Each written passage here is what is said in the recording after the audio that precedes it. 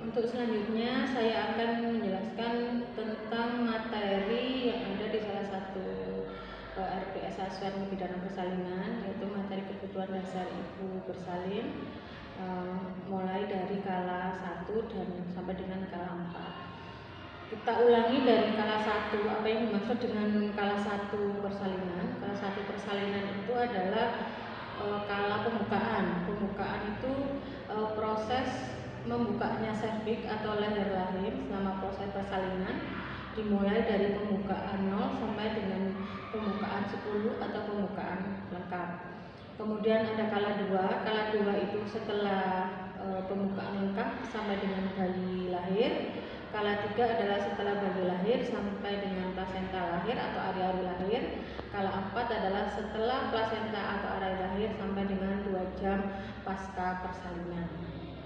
Yang kita bahas kali ini adalah kebutuhan dasar ibu selama proses persalinan kala 1. Jadi pada saat proses pembukaan serviks sampai dengan pembukaan 10.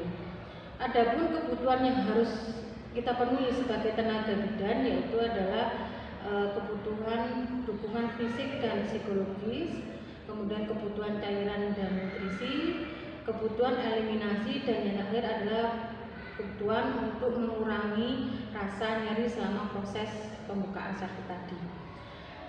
Adapun kebutuhan seorang ibu dalam persalinan, jadi adalah asuhan fisik dan fisiologis. Kemudian kita harus bisa menghadirkan seseorang yang dekat dengan ibu bersalin, bisa suami atau keluarga yang lain. Yang ketiga adalah kebutuhan bagaimana rasa nyeri itu bisa berkurang sehingga ibu merasakan rasa nyaman. Yang keempat adalah penerimaan atas sikap dan perilaku. Yang kelima adalah informasi dan kepastian hasil dari persalinan yang aman. Untuk kebutuhan fisik atau dukungan fisik dan psikologis, kita mengenal dengan yang namanya asuhan sayang ibu. Yang termasuk dalam asuhan sayang ibu adalah 1. Memberikan dukungan emosional, memberikan pengaturan posisi ibu, memberikan cairan dan nutrisi selama proses persalinan. Kemudian yang keempat adalah keleluasaan untuk menggunakan kamar mandi secara mandiri atau secara teratur. Dan kelima adalah kita harus melakukan pencegahan infeksi pada ibu dan bayi yang akan dilahirkan.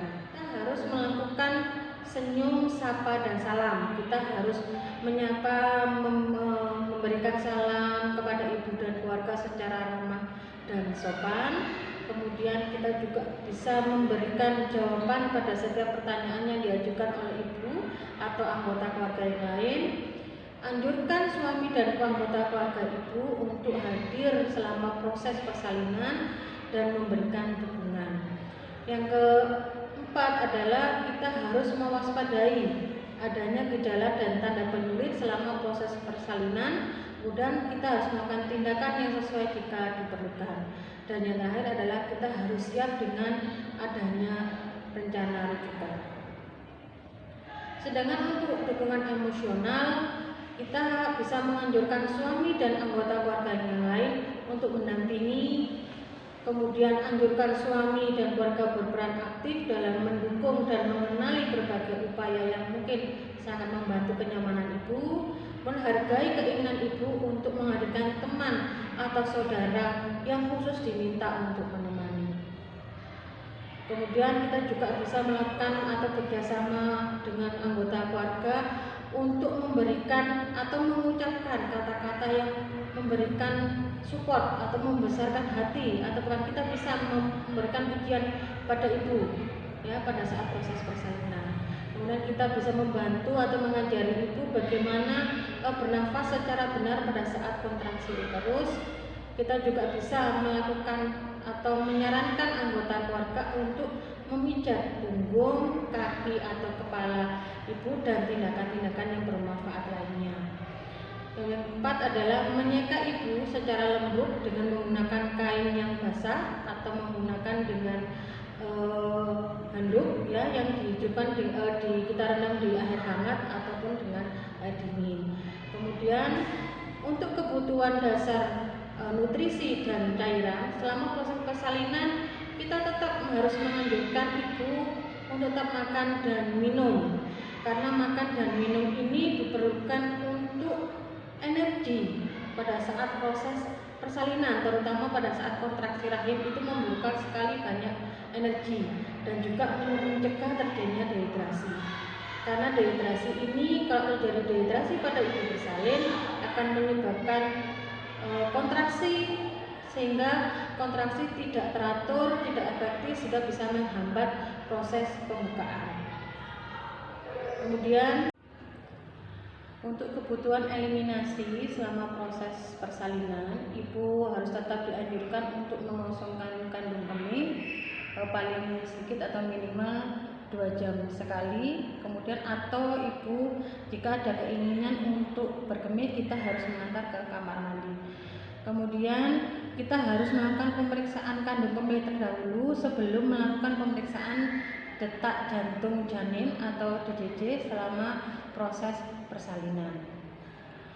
Untuk kebutuhan eliminasi, kenapa harus ada di dalam asuhan kebidanan persalinan terutama di kala 1? Karena kandung kemih yang penuh itu berpotensi untuk memperlambat turunnya janin bagian bawah, kemudian menyebabkan rasa tidak nyaman pada ibu, juga meningkatkan resiko perdarahan pasca persalinan yang disebabkan oleh atonia uteri. Yang keempat adalah mengganggu penata laksanaan seandainya terjadi proses atau keadaan patologis distosia bahu. Jadi pada saat persalinan bahu bayi tidak bisa keluar dengan spontan. Yang keempat adalah meningkatkan resiko infeksi saluran kemih pada pasca persalinan. Jadi harus kita tetap kandung kemih itu harus kosong karena untuk mencegah terjadinya infeksi saluran kemih. Kenapa atau alasan dari kebutuhan eliminasi ini harus tetap terpenuhi, terutama pada proses persalinan, selain juga untuk bisa mempercepat proses persalinan, ternyata pada saat memberikan kebutuhan eliminasi ini kita tidak boleh melakukan tindakan kateterisasi. Kateterisasi itu adalah memasukkan suatu alat selang berupa karet yang bertujuan untuk mengeluarkan atau membantu ibu untuk mengeluarkan urin yang penuh di dalam kandung kemih. Nah, tindakan kateterisasi ini tidak diperbolehkan pada tindakan asuhan sayang ibu ini karena bisa menimbulkan rasa nyeri pada ibu, kemudian juga meningkatkan resiko infeksi dan perlukaan saluran kemih pada ibu. Kemudian tindakan yang juga tidak masuk dalam asuhan sayang ibu adalah dengan memberikan tindakan atau mencukur rambut di pubis, ya, atau memberikan enema pada ibu bersalin. Karena melakukan tindakan skiren atau pencukuran rambut pubis pada ibu itu memberikan efek adanya laserasi kecil atau adanya luka kecil yang ada di organ genitalia ibu bagian luar, sehingga dari luka atau laserasi kecil inilah nanti dijadikan port entry atau masuknya organisme yang patologis sehingga terjadinya infeksi pada ibu. Kemudian tindakan enema. Enema ini adalah memberikan suatu cairan laksatif melalui anus ibu sehingga feses yang ada di rektum bisa dikeluarkan. Tindakan enema ini tidak diperlukan untuk asuhan sayang ibu ini karena enema ini yang pasti memberikan efek yang tidak nyaman pada ibu. Kemudian juga bisa menimbulkan kram atau kekakuan pada rektum ibu sehingga feses nanti bisa keluarnya tidak dikendalikan karena adanya efek laksatif tadi. Kemudian untuk memberikan pengurangan rasa nyeri pada ibu pada saat proses persalinan, karena rasa nyeri ini dihasilkan dari proses membukanya serviks yang dari pembukaan 3-10 tadi bisa menyebabkan rasa nyeri, terutama rasa nyeri punggung dan nyeri abdomen pada ibu bersalin. Ada beberapa teknik yang digunakan untuk mengurangi rasa sakit.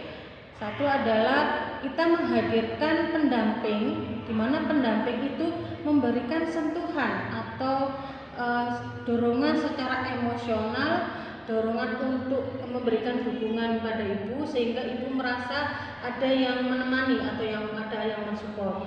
Kemudian kita melakukan perubahan posisi pada saat proses persalinan, jadi ibu tidak harus tidur terlentang atau ibu tidak harus tidur secara miring. Ibu mungkin nyamannya dengan posisi tengah duduk, kita perbolehkan asal posisi tersebut tidak merugikan pada saat turunnya kepala janin. Kemudian kita memberikan teknik relaksasi atau latihan pernafasan. Kemudian yang pasti pada saat istirahat atau pada saat adanya kontraksi atau relaksasi pada kontraksi, kita mempersilahkan ibu untuk istirahat. Kemudian memberikan sentuhan dan masas terutama pada daerah punggung. Kemudian kita juga bisa juga memberikan kompres hangat. Nah, kompres hangat ini bisa dengan menggunakan air hangat atau juga bisa dengan menggunakan kompres jahe. Jadi ekstrak jahe atau jahe yang diparut kemudian kita balurkan ke punggung ibu, terutama pinggang yang merasa nyeri dan juga di abdomen bagian bawah. Di mana ekstrak jahe ini atau jahe yang diparut ini memberikan efek hangat pada daerah punggung atau pinggang pada ibu dan di bawah perut ibu sehingga memberikan efek nyaman, karena hangat ini memberikan hangat dari jahe ini terutama memberikan efek kenyamanan pada ibu sehingga bisa mengurangi rasa nyeri pada saat proses persalinan. Kenapa kita bisa menggunakan metode mengurangi rasa nyeri ini bisa dalam bentuk dukungan, jadi tidak melakukan tindakan seperti memberikan obat anti nyeri dan lain-lain, karena bentuk dukungan emosional atau bentuk sentuhan ya, terutama sentuhan pada daerah punggung ibu, karena tindakan ini merupakan tindakan yang sederhana, setiap orang pasti bisa melakukan. Kemudian ternyata memang bisa efektif untuk mengurangi rasa nyeri pada ibu.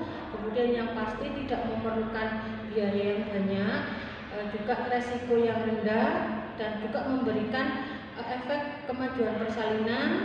Kemudian hasil dari proses persalinan nanti menjadi baik sehingga kondisi janin yang dilahirkan juga tidak terjadi keadaan patologis, dan yang pasti dengan melakukan tindakan ini akan menambah rasa kasih sayang keluarga atau tenaga medis terhadap pasien. Demikian penjelasan dari salah satu materi asuhan kebidanan persalinan, yaitu kebutuhan dasar persalinan terutama pada kala 1. Demikian penjelasan saya akhiri. Wassalamualaikum warahmatullahi wabarakatuh.